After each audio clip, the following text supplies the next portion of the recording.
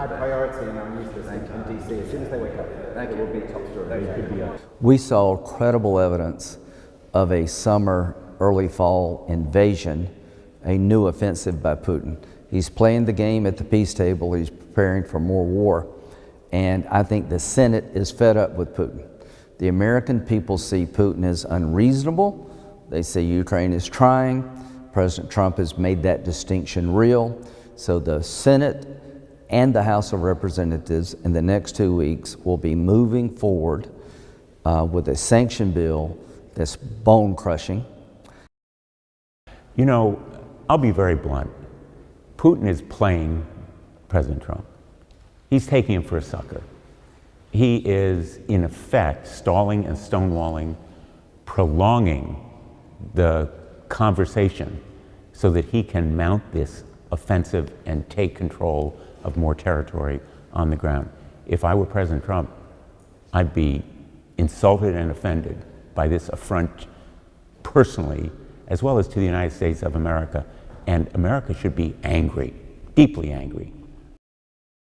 There are very few causes that will take 41 Republicans and 41 Democrats, put them on record on a single piece of legislation. It doesn't happen these days. The cause of Ukraine is doing it. As we told President Zelensky, there is bipartisan, strong support because Americans appreciate not just the affront and insult to America from President Putin, but also our national security interests. Putin will keep going if he's not stopped in Ukraine.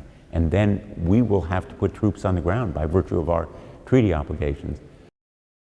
If we throw Ukraine under the bus, if we do not get a good deal regarding Russia-Ukraine, I'm not out to humiliate Russia, but a deal that ensures there'll be no third invasion and Ukraine can survive, China will see that as weakness. There goes Taiwan.